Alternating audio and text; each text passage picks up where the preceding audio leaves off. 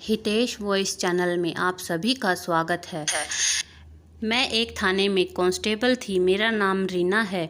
मेरी शादी को 1.5 साल हो गया। मेरा 6 महीने का बेटा भी है। वह पिछले कुछ दिनों से बीमार था। मैं उसकी नानी के घर के पास छोड़ आती, मगर उसकी तबीयत संभलने में नहीं आ रही थी। मेरी माँ कहने लगी कि अपने बेटे को डॉक्टर के पास लेकर चलो, ऐसा ना हो तुम्हारी नौकरी के चक्कर में बच्चा ज़्यादा बीमार हो जाए और तुम्हारा बड़ा नुकसान हो जाए। मैं अपनी मम्मी की बात सुनकर घबरा गई, इसलिए थाने से छुट्टी लेकर घर आई। मेरे बेटे की तबीयत ज़्यादा बिगड़ गई थी। जब ही तो वह ठीक नहीं हो रहा था। 3 दिन में उसकी तबीयत ठीक होने लगी थी। भगवान से प्रार्थना करती और उसके लिए क्या कुछ नहीं किया था मैंने। आखिरकार भगवान ने मेरी सुन ली। मेरा बच्चा ठीक हो गया तो मैं वापस ड्यूटी पर आ गई थी। मुझे जेल में एक नया चेहरा नज़र आया। मैंने अपनी साथी लेडी कांस्टेबल से पूछा कि उस लड़की का क्या जुर्म है। मेरी साथी बरखा ने जो बात बताई उसे सुनकर तो मैं दंग रह गई। वह कहने लगी वह लड़की अपने 3 महीने के बच्चे को मार कर आई है। यह शब्द मेरे लिए बर्दाश्त करना मुमकिन नहीं था। मेरे सामने उसी टाइम एक ऐसी लड़की थी जो इंसान कहलाने लायक भी नहीं थी। उसकी उम्र लगभग 21-22 साल की होगी। चेहरे पर मासूमियत फैली हुई थी। मैं बोली, तुमने अपने बच्चे को क्यों मारा? उसने मेरी बात अनसुनी कर दी। वह उदास सी निगाहें यहाँ वहाँ घुमाती रही। मैंने बरखा से पूछा कि उसका जुर्म साबित हुआ कि नहीं। बरखा ने हाँ में सिर हिलाया और कहने लगी, उसे पूरे मोहल्ले ने रंगे हाथों पकड़ा है। मेरा दिल दहल गया। तब मैंने खुद से वादा किया कि मैं इस औरत को सज़ा दिलवा कर रहूँगी। मुझे अपने बेटे से बहुत मोहब्बत थी। जब मैंने दूसरे बच्चे की ऐसी दर्दनाक मौत के बारे में सुना तो मेरा दिल चीरता हुआ। तब महसूस हुआ बार बार मुझे अपने बच्चे की शक्ल मेरी आंखों के सामने आ जाती। मैंने महसूस किया था कि जेल में बाकी कैदी औरतें भी शबनम के साथ अच्छा रवैया नहीं था। सब औरतें ही उसे भला बुरा कहती थी, सब उस पर उंगली उठाती थी। वह चुपचाप रहती थी। मुझे लगता कि वह ज़्यादा दिन तक यह सब बर्दाश्त नहीं कर पाएगी और एक न एक दिन फट ही पड़ेगी। मगर 2 हफ्ते बीत जाने के बाद भी उसके मुंह से किसी के लिए कोई बात तक नहीं सुनी थी। वह खाना भी नहीं खाती, बस खाली दीवारों को ताकती रहती। एक दिन शबनम से उसका पति मिलने आया। शबनम ने अपने बच्चे को बड़ी बेरहमी से मर्डर किया था। इस वजह से यह ख्याल किया जा रहा था कि हो सकता है शबनम का पति उससे बदला लेने की कोशिश करे। जब ही उन दोनों की मुलाकात के बीच मुझे उन पर नज़र रखने के लिए खड़ा कर दिया गया था। मैंने शबनम के पति को देखा तो हैरान रह गई। वह एक हैंडसम नौजवान लड़का था। शक्ल से बड़ा ही पढ़ा लिखा और सुलझा हुआ लग रहा था। वह कहने लगा, शबनम, तुमने हमारे बच्चे के साथ कितना जुल्म कर दिया। ना तुम्हें ऐसा नहीं करना चाहिए था। मैं मानता हूँ कि तुम्हें मुझसे नफ़रत थी, मगर तुमने उस बच्चे की जान क्यों ले ली? मेरे कानों में उसकी किलकारियाँ गूंजती रहती हैं। मैं तड़पता रहता हूँ। एक पल के लिए भी मेरी आंखों के सामने से मेरे बेटे की शक्ल नहीं हटती। मुझे बहुत याद आता है। शबनम, तुमने यह सब कुछ किया। तुम अगर उसे नहीं पालना चाहती थी तो उससे जान छुड़वाना चाहती थी तो उसे मेरे हवाले करके चली जाती। मैं उफ तक न करता। मगर तुमने मेरे बच्चे की जान क्यों ले ली? शबनम का पति फूट फूट कर रो रहा था, जबकि शबनम बिल्कुल बुत बनी बैठी थी। यह मंजर देखकर मेरा दिल काटने लगा था। फिर उसका पति बोला, मैं जानता हूँ तुम मोहल्ले के अतुल को पसंद करती हो। उसी की वजह से तुमने अपने बच्चे को मारा था कि मैं तुम्हें डिवोर्स दे दूं और तुम उससे शादी कर लो। मगर तुम्हें यह पता कहाँ था कि तुम मुझसे फिर भी नहीं मिल पाओगी। तुम जेल की सलाखों के पीछे चली जाओगी। अब मुझे बताओ मैं क्या करूं, मैं कहाँ जाऊं? तुमने तो अपने इश्क के आग में मेरा हंसता खेलता घर उजाड़ कर रख दिया। तुमने मेरा बच्चा मार दिया और तुम अब जेल में बैठी हो। मुझसे तो मेरा बच्चा और पत्नी दोनों ही छिन गए ना। मैं तो अकेला रह गया। मेरा दिल बहुत उदास रहता है। शबनम ने इतनी सारी बात सुनने के बाद भी बिल्कुल चुप थी और कुछ नहीं बोलती थी, जबकि उसका पति ऐसे ही उदास सी बातें करते रहा और फिर 1 घंटे के बाद उठकर चला गया। तब मुझे यह सारी कहानी समझ आई कि एक माँ की आंखों में मोहल्ले के लड़के के इश्क की पट्टी बंध गई थी, जिसकी वजह से वह अपने बच्चे की जान ले ली और उसे अपने बच्चे पर जरा भी तरस नहीं आया। मुझे शबनम से ज़्यादा नफरत होने लगी थी। मैंने सोचा, जेल के कैदी जो इस औरत के साथ सलूक करते हैं वह बिल्कुल अच्छा है और शबनम के साथ अच्छा करते हैं, इसी सब के लायक है। जबकि जेल में इन सब की इजाज़त नहीं होती। हमारी ड्यूटी यही होती है कि अगर जेल में किसी तरह की बदतमीजी किसी के साथ हो रही हो तो उसे रोका जाए, कैदियों को आपस में लड़ने ना दिया जाए। लेकिन अब मैं शबनम के मामले में बिल्कुल चुप हो गई थी। 2-3 दफ़ा मेरे सामने ही शबनम के साथ कैदी औरतें लड़ने लगी थी, मगर मैंने उन्हें रोकने की कोशिश नहीं की। 1-2 औरतों ने तो शबनम की दुर्गति भी बना दी थी, मगर मैं देखती रह गई थी और खड़ी रहती। यह सब देखकर मुझे सुकून मिलता था। खैर, काफ़ी दिन बीत गए थे। शबनम भी थक चुकी थी, चुप रहती थी। एक दिन शबनम की मुलाकात करने के लिए एक बड़ी उम्र की औरत आई थी। मैं बहुत हैरान हुई कि अब उससे मिलने कौन आया है, क्योंकि उस कैदी से 1 महीना हो गया था। सिर्फ एक बार उसका पति मिलने आया था, उसके बाद कोई भी उससे मिलने नहीं आया। तो मुझे पता चला कि आज शबनम की माँ उससे मिलने के लिए आई है। मैं सोचने लगी कि आज से पहले उसकी माँ यहाँ नहीं आई, वह अपनी बेटी से मिलने क्यों आई है। खैर, शबनम की माँ अपनी बेटी से मुलाकात करके वापस जाने लगी तो मुझे देखकर रुक गई और कहने लगी, मेरी बेटी का ख्याल रखा करो, वह बहुत मासूम है, उसके साथ बड़ी जाती हुई है। अब जेल में कैदी औरतें भी उसे मारती हैं, इस बेचारी की कोई ज़िंदगी ही नहीं रही। तुम मेरी बच्ची की हिफाजत करना, मैं भगवान से प्रार्थना करूँगी तुम्हारे लिए। मैं माथे पर बल डालकर बोली, अगर तेरी बच्ची इतनी ही मासूम होती तो अपने बेटे को ना मारती अपने आशिक के पीछे। यह बात सुनकर शबनम की मम्मी की आंखों में आंसू आ गए। वह कहने लगी, इतना बड़ा इल्ज़ाम मेरी बेटी पर, उसका कोई आशिक नहीं है, उसका पति नहीं अपने बेटे को मारा है। मैंने ना में सिर हिला दिया था और बोली, इतनी पहचान तो मुझे इंसान की है कि उसने अपने बेटे को मारा, यही औरत मुजरिम है। तो शबनम की मम्मी कहने लगी, मैं अपनी बेटी के लिए अदालत जाऊंगी और मुझे उम्मीद है अदालत की तरफ से उसे इंसाफ मिल जाएगा। फिर मुझे बताओ कि तुम क्या करोगी। मेरी बेकसूर बच्ची जब तक यहाँ है तुम उसकी हिफाजत करोगी। मैं तुम्हारे लिए झोलियाँ भर भर के खुदा से दुआएं मांगूंगी।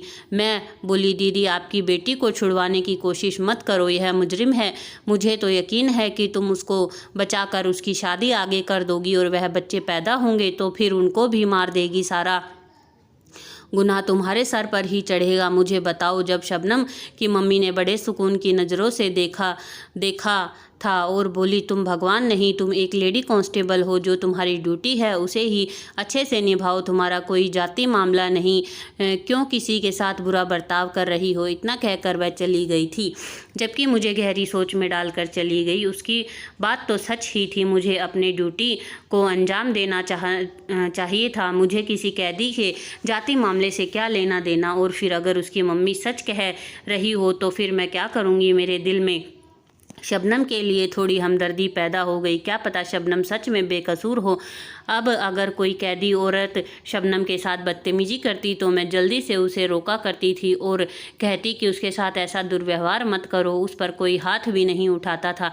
मैंने देखा शबनम हर टाइम उदास सी, परेशान सी रहती। शायद उसे अपने बच्चे की जान लेने का मलाल हो रहा था। फिर थोड़े दिन बीते तो एक लड़का शबनम से मिलने आया। मैंने पूछा, तुम्हारा नाम क्या है? तो वह कहने लगा, अतुल।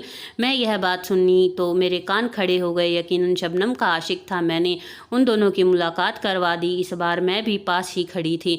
मुझे बड़ा शक था कि आखिर यह बातें क्या करते हैं, इसलिए मैं जानबूझकर उनके अगल बगल चक्कर लगाती रही। अतुल बार बार यही कह रहा था कि शबनम, तुमने अपने बच्चे की जान लेकर अच्छा नहीं किया। तुम मुझे पसंद करती थी तो ठीक है, मुझे भी तुम अच्छी लगती हो, मगर इसका मतलब यह नहीं कि तुम अपने बच्चे की जान ले लोगी। तुम अपने पति से डिवोर्स भी ले सकती थी ना। अगर तुम जेल से छूट भी गई तो मैं तुम्हें अपनाऊंगा नहीं। इतना कहकर अतुल चला गया और शबनम बुत बनी बस दीवारों की तरफ देखती रही। तब मैं आगे बढ़ी और बोली कि देख लिया, यह दुनिया के रिश्ते ऐसे ही होते हैं, कोई किसी का नहीं होता। तुमने बिना वजह ही अपने बच्चे की जान ले ली। तो बस वह मुझे देख कर रह गई। उसने आज भी मुझसे कुछ नहीं कहा। अब मैं शबनम की तरफ की कहानी जानना चाहती थी। मुझे शक होने लगा था कि आखिर में शबनम से पूछे कि उसके दिल में क्या आया था जो उसने अपने बच्चे की जान ले ली। अतुल की मोहब्बत क्या माँ की ममता से बड़ी हो गई? मैं तो अपने बेटे के बगैर नहीं रह सकती, तो फिर उसके अंदर इतना हौसला कहाँ से आया? शबनम की कहानी जानने के लिए ज़रूरी था कि मैं उसके साथ दोस्ती कर लेती, इसलिए अब मैं उस पर गुस्सा नहीं किया करती थी, उस पर और ध्यान दिया करती थी। खाना खा लो, क्योंकि वह खाना बहुत कम खाने लगी थी। वह हड्डियों का ढांचा बन चुकी थी, दिन भर में 4-5 निवाले से ज़्यादा नहीं खा रही थी। मैं उसे यही कहती, अगर तुम बेकसूर हो तो तुम इस जेल की सलाखों के पीछे ही रहोगी। अगर तुम दुनिया वालों को नहीं बताओगी तो तुम बेकसूर थी। शबनम यह सब सुनती रहती। एक दिन वह फट पड़ी। वह कहने लगी, मैं जिंदा नहीं रहना चाहती, मुझ पर लानत है ऐसी ज़िंदगी पर। मैं मर जाना चाहती हूँ, मुझे यह दुनिया अच्छी नहीं लगती। तो अब मुझे महसूस हुआ कि शबनम के चुप रहने के पीछे यही वजह थी। वह डिप्रेशन की शिकार हो चुकी थी। बात यह है कि इंसान अपने टाइम के मोहब्बत के जाल में फंसकर अगर अपने बच्चे को नुकसान पहुंचा भी दे तो बाद में यह सब सोच कर ही दीवाना हो जाए। उसने अपने बच्चे की जान ली थी, मगर अब उसे याद करती थी। शायद उसे अपने बच्चे के मर्डर करने का सदमा हो गया था। वह मर जाना चाहती थी, वह जिंदा नहीं रहना चाहती थी। उसकी मम्मी ने कहा था कि मैं अदालत में तुम्हारा केस ले जाऊंगी, मगर शबनम ने अपनी मम्मी को अपने सर की कसम दे दी थी और कहा था कि आप मुझे सज़ा काट लेने दें, मैं बहुत बुरी हूँ, मर जाना चाहती हूँ। मगर फिर भी उसकी मम्मी ने अपनी बेटी के लिए अदालत में फ़ाइल लगा दी। अब अदालत में उसकी सुनवाई होने वाली थी। पहली सुनवाई पर उसके साथ मैं नहीं गई थी, क्योंकि दूसरी लेडी कांस्टेबल चली गई थी। जब शबनम वापस आई तो मैंने उससे पूछा कि तुमने जज से क्या कहा। तो शबनम ने मेरी आंखों में आंखें डालकर बोली, मैंने अदालत के सामने अपना जुल्म कबूल कर लिया है। उसने कहा कि मेरी सज़ा फांसी से कम नहीं होनी चाहिए। उसकी बात सुनकर मैं एकदम से चौंक गई। मैं बोली, इसके पीछे क्या वजह है? तो कहने लगी, जब मेरा बच्चा पुनीत ही जिंदा नहीं है तो मुझे जीकर क्या करना है? तो मैं बोली, तुमने पुनीत को कत्ल क्यों किया? तुम उसको ना मारती। शबनम कहने लगी, हाँ, मुझे पुनीत को कत्ल नहीं करना चाहिए था, मुझसे बहुत बड़ी गलती हो गई। वह ऐसे ही बातें कर रही थी। अब वह खुलकर अपने दुख का इजहार करने लगी थी। मुझसे बात भी कर लिया करती थी। मुझे एक दिन कहने लगी, मेरा पुनीत अब बड़ा हो गया था, मुझे पहचानने लगा था, अब मेरी तरफ देखकर हंसने लगा था और मुझे हाथों से इशारे करके अपने पास बुलाता था। जब मैं कामकाज करके वापस आती तो मेरी तरफ देखकर मचल जाता और कहता, मुझे उठा लो, पर मैं मजबूर थी, मैं उसे उठा नहीं पाती थी। उसकी बात सुनकर चौंक गई। मैं बोली, तुम्हारी क्या मजबूरी थी कि तुम अपने बच्चे को उठा नहीं पाई? जब मैंने शबनम का चेहरा दर्द में देखा तो उसने जल्दी से अपने आंसू साफ किए और लेट गई। कहने लगी, मुझे नींद आ गई है, तुम यहाँ से जाओ। मुझे लगने लगा था कि शायद शबनम कत्ल करने से पहले अपने बच्चे पर जुल्म करती थी, यानी उसे उठाती नहीं थी। हो सकता है उसे दूध के लिए भी तरसाती हो। क्या मजबूरी थी कि तुमने अपने बेटे को ही नहीं उठा पाई थी? तब मैं शबनम का चेहरा जर्द होते हुए देखा था। खैर, मुझे दिन पर दिन शबनम के साथ नफरत होती जा रही थी, मगर मैं फिर भी उसके साथ अच्छी थी, क्योंकि मैं उसका राज जानना चाहती थी। फिर यह भी तो था ना कि मुझे अपनी ड्यूटी को सर अंजाम देना था। मैं उसके साथ ज्यादती नहीं कर सकती थी। वह अपना जुर्म कबूल करने के बाद यह केस अदालत से खारिज कर दिया था और शबनम को सजाए मौत सुना दी थी। जिस दिन शबनम को मौत की सज़ा सुनाई थी वह बहुत खुश थी। मैंने उसकी खुशी की वजह पूछी तो कहने लगी, अब मैं अपने बेटे के पास चली जाऊंगी और हमेशा उसके साथ रहूंगी। अब तो मैं उसे उठा भी लिया करूँगी, उसके खूब लाड करूँगी, नखरे उठाऊँगी। तो मैं बोली, इस दुनिया में तुम्हें अतुल की मोहब्बत ने इस तरह अंधा कर दिया था कि तुमने अपने बच्चे का ख्याल नहीं रखा। क्या तुम्हें लगता है इतना पाप करने के बाद भगवान तुम दोनों को मिला देगा? तो उसने कंधे उकसाते हुए कहने लगी कि मुझे मालूम है कि आगे मेरे साथ क्या होगा, मगर मेरी यही प्रार्थना है कि अगले जन्म में मेरा बेटा मिल जाएगा। खैर, शबनम को है हाई कोर्ट ने सजाए मौत दी, तो उसके बाद शबनम की मां ने सुप्रीम कोर्ट में उसकी अर्जी लगा दी थी।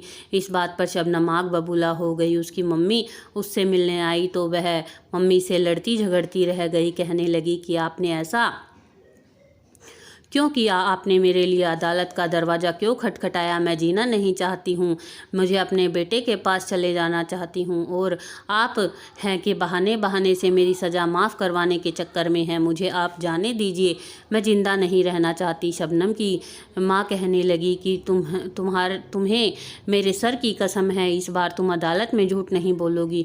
तुम पर जो बीता है वह तुम एक एक शब्द सच बताओगी। शबनम बस खाली आंखों से अपनी माँ को देख रही थी। खैर, कुछ दिनों बाद सुप्रीम कोर्ट में उसकी सुनवाई हुई। इस बार शबनम के साथ मेरी ड्यूटी लगाई गई और दूसरी लेडी कांस्टेबल भी थी। शबनम को अदालत पहुंचा दिया गया था। सुप्रीम कोर्ट में जज ने शबनम को देखा तो पूरा नाम बुलाया। शबनम अभी भी यही कह रही थी कि उसने यह जुर्म किया है। जज ने शबनम का मेडिकल करवाने का ऑर्डर दिया। उसने कहा कि शबनम के मेडिकल रिपोर्ट मुझे चाहिए। अदालत में अगली तारीख दे दी गई। शबनम को लेकर वापस आ गई। उसका मेडिकल करवाने की तैयारी करने लगी। मैंने शबनम से पूछा कि आखिर ऐसा क्या हो सकता है कि जज ने तुम्हारा मेडिकल करवाने की ज़रूरत पड़ी। तब शबनम बोली, मुझे मालूम है, मैं ना ही अपना मेडिकल करवाना चाहती हूँ और न ही यह चाहती हूँ कि मेरी सज़ा माफ़ हो। मैं तो सिर्फ मर जाना चाहती हूँ, मुझे जीना अच्छा नहीं लगता। मैं बोली, तुम ज़िंदगी से इस तरह क्यों मायूस हो चुकी हो, मुझे कुछ तो बताओ। शबनम कहने लगी, मैंने अपनी ज़िंदगी में बड़ी परेशानियाँ झेली हैं, मैं बहुत कुछ सहा है, इसलिए मर जाना चाहती हूँ। मैंने कहा कि हमारे थाने में कई ऐसे केस आते हैं जिसमें कातिल भी अपनी सज़ा माफ़ी के लिए तड़पता रहता है और वह चाहता है कि उसे माफ़ी मिल जाए, उसे एक मौका दे दिया जाए। फिर तुम क्यों नहीं जीना चाहती? वह रोने लगी। बोली, मेरी उम्र अभी कम है, मैं यहाँ से छूट गई तो शायद मेरे माँ बाप फिर से मेरी शादी कर देंगे। मैं शादी नहीं करना चाहती, मुझे मर्द जात से सख्त नफरत है। मैं बोली, अच्छा ऐसा क्यों है? तो कहने लगी, कुछ साल पहले मेरी शादी हुई थी। मेरा पति अब्बास एक अच्छा इंसान था, हम दोनों एक दूसरे का ख्याल रखा करते थे। वह मुझ पर जान निछावर करता था, सब कुछ अच्छा चल रहा था।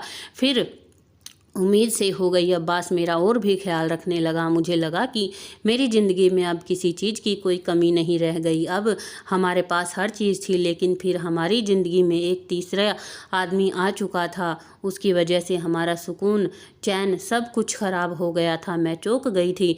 मुझे लगा शायद शबनम अभी अतुल का नाम ले लेगी, क्योंकि अब्बास और शबनम की ज़िंदगी में अतुल ही तो आया था। लेकिन वह बोली, हमारी ज़िंदगी में निशा आ गई थी। मैं हैरत से शबनम की तरफ देखा और बोला, हाँ, मैं सच कह रही हूँ। हमारे पड़ोस में एक लड़की आई थी, निशा। वह बहुत हसीन थी, बहुत प्यारी थी और मेरे पति ने उसे देखा तो वह लट्टू हो गया था। मुझे उसके बारे में कुछ भी नहीं पता था, मगर अब्बास मुझे अक्सर यही कहता कि हमारे मोहल्ले में एक नई लड़की आई है निशा, तुम उसे मिलजुल लिया करो, और वह बेचारी अकेली रहती है। तो मैं अपने पति को राज़ी करने के लिए उस लड़की से मिलने लगी। मेरी और उसकी अच्छी खासी दोस्ती हो गई थी।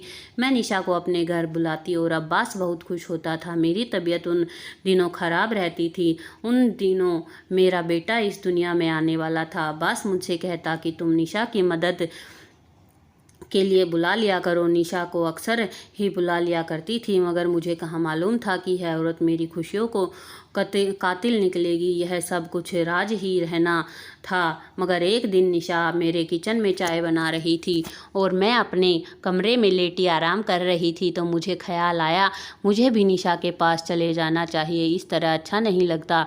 मैं तो आराम कर रही हूँ और वह मेरे घर में काम कर रही है। इसलिए मैं किचन में गई तो देखकर दंग रह गई कि निशा और अब्बास हाथों में हाथ पकड़े बातें कर रहे हैं। अब्बास निशा से कहने लगा कि मैं तुम्हें बहुत जल्द अपना लूँगा। यह सब देखकर मैं तो फट पड़ी। मैं बोली, अच्छा यह सब हो रहा है मेरी नाक के नीचे? मुझे तो लगा कि तुम निशा मेरी दोस्त हो, मगर तुमने मेरी ही दुनिया उजाड़ डाली। अब्बास, मुझे तुमसे इस सब की उम्मीद नहीं थी। अब्बास ने मेरे मुंह पर थप्पड़ मार दिया था।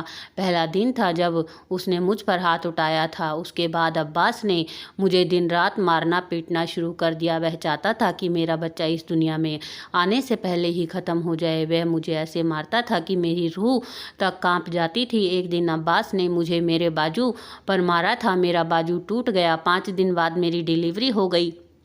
अस्पताल वालों ने पूछा कि हाथ को क्या हुआ? अब्बास ने कह दिया सीढ़ियों से गिर गई, जबकि ऐसा कुछ नहीं था। अब्बास ने खुद से मेरा बाजू तोड़ा था। मैं अपने बेटे को पकड़ना चाहती थी, उसे गोद में उठाना चाहती थी, मगर मुझे अपने बेटे को उठाने के लिए भी दूसरे इंसान के सहारे की ज़रूरत पड़ती थी। क्योंकि मेरा हाथ तो किसी काम का नहीं था। अभी कुछ साल उसको ठीक होने में लगते, मैं अपने बेटे को उठाती, उसको प्यार करती, मेरा दिल खुश हो जाता। मगर बाजू की वजह से मुझे यह खुशी भी छिन गई थी। अब्बास सुबह शाम मुझे यही कहता था कि तुम मुझे दूसरी शादी की इजाज़त दे दो, मगर मैं उससे इजाज़त नहीं दी, क्योंकि मुझे पता था कि अगर मेरे पति ने दूसरी शादी कर ली तो मेरा और बुरा हाल कर देगा। वह तो अभी मेरा दुश्मन बना हुआ है, अगर दूसरी पत्नी ले आएगा तो मेरे साथ क्या सलूक करेगा। बस यही सोचकर मैं सब कुछ बर्दाश्त करती रही। तो अपने माँ से भी अपने पति की शिकायत नहीं की थी। अब्बास बहाने बहाने से मुझे मारता था, कभी कहता खाने में नमक ज़्यादा है, तो कभी ऐसा कुछ होता ही नहीं था। मुझे अपने बच्चे से मोहब्बत थी, मुझे यही लगता था कि वह मेरी खुशियों का सहारा है, वह मेरी ज़िंदगी है। अब्बास आजकल बड़े गुस्से में रहने लगा था, वह हर टाइम मुझे मारने को दौड़ता था। एक दिन अब्बास मेरे पास आया और कहने लगा, शबनम तुम मेरे दिल से उतर गई हो, मैं तुम्हें अपनी नज़रों के सामने देखना नहीं चाहता, मगर तुम्हें बस अपने बच्चे की वजह से बर्दाश्त कर रहा हूँ, क्योंकि वह तुम्हारे साथ बहुत अटैच है। मेरे दिल में ख्याल आया कि क्या पता अब्बास मेरे बच्चे को मुझसे छीन ले और मुझे घर से निकाल दे। यह सोचकर मेरी रूह तक कांप गई थी। मैं अपने बेटे को किसी भी सूरत में खोना नहीं चाहती थी। जब से मुझे मेरे पति ने धमकी दी थी तो मैं सारा दिन अपने बेटे को चूमती रहती थी। यह सोच सोच कर रोती रहती कि अगर अब्बास ने मुझसे मेरा बच्चा छीन लिया तो मैं क्या करूँगी। उसके बगैर तो मैं सांस भी नहीं ले सकती, मैं मर जाऊँगी। खैर थोड़े दिन बाद अब्बास मेरे पास आया और कहने लगा, मैं आज निशा से शादी करने जा रहा हूँ।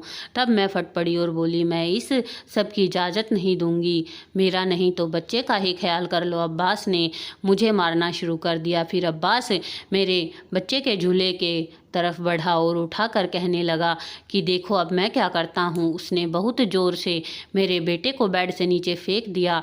बेड से उछलकर ज़मीन पर गिरा पड़ा। उसकी एक सिसकी तेज से हुई थी, उसके बाद वह पूरी तरह चुप हो गया। मैं चीखने चिल्लाने लगी, भागकर अब्बास के पास जाना चाहती थी, भागकर पुनीत के पास जाना चाहती थी, मगर अब्बास ने मेरा हाथ पकड़ लिया। मेरे 6 माह के नन्हे से बच्चे से मेरी आंखें के सामने दम तोड़ दिया। मैं एक तरफ खड़ी थी, मेरे बच्चे ने उस तरफ अपनी आंखें मोड़ दी। उसकी आंखों में बहुत शिकायत थी, उसके चेहरे पर दर्द के आसार दिख रहे थे, उसके लबों पर शिकवा था। मेरे बच्चे की आंखों में फरियाद थी, वह चाहता था कि मैं उसे उठा लूँ, उसको तसल्ली दूँ, मगर मेरे पति ने मेरा हाथ नहीं छोड़ा। मैं चिल्लाती रही, रोती रही, मुझे जाने दो।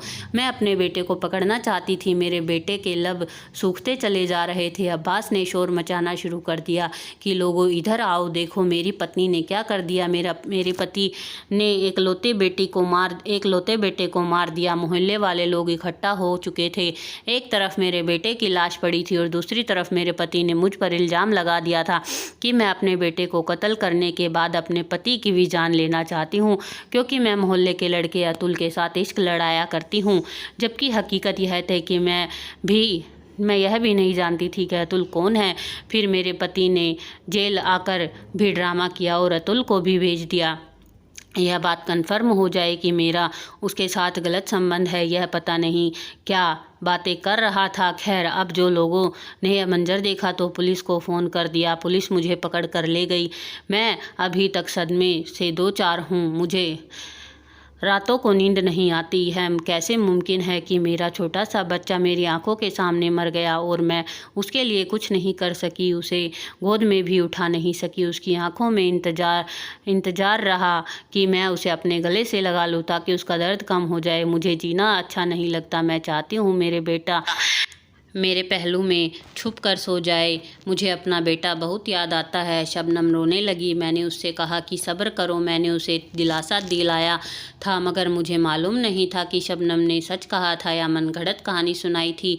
खैर फिर शबनम की केस की सुनवाई का दिन आ गया। शबनम को अदालत में सुनवाई के लिए ले जाया गया तो जज ने उसकी मेडिकल रिपोर्ट देखी तो कहने लगा, आपका हाथ कैसे टूटा था। तब शबनम फूट फूट कर रोने लगी। उसने सारी दास्तान सुना दी। मेडिकल रिपोर्ट में यह साबित हो चुका था कि शबनम पर बड़े दिन से बहुत अत्याचार होता रहा है, जिससे उसके जिस्म की हड्डियाँ टूट गई थी। जख्म के निशान अभी भी थे। यह सब कुछ छुपा कर बैठी थी। वह मर जाना चाहती थी, उसका बेटा जो मर गया था। मैं शबनम को ही कसूरवार समझती रही, मगर बेचारी वो तो बेकसूर निकली। अब मुझे अपने रवैये पर अफसोस होता है। खैर, थोड़े दिनों बाद अदालत की कार्रवाई फिर से शुरू हुई। उसके बाद अदालत ने फैसला किया कि शबनम बेकसूर है और बाइज्जत बरी कर दिया गया था। अब जेल की सलाखों से निकल कर अपने घर जा चुकी थी, जबकि अब्बास को पुलिस ने पकड़ लिया और उसे सजाए मौत सुना दी। शबनम अब भी अपने बेटे को याद करके बहुत रोती थी। मुझे मालूम है उसके साथ बहुत जुल्म हुआ था। मैं तो उसके लिए प्रार्थना करती रहती हूँ। दोस्तों, आपको आज की कहानी कैसी लगी? यदि आपको आज की कहानी पसंद आई हो तो चैनल को सब्सक्राइब करें, वीडियो को लाइक और शेयर करें। धन्यवाद।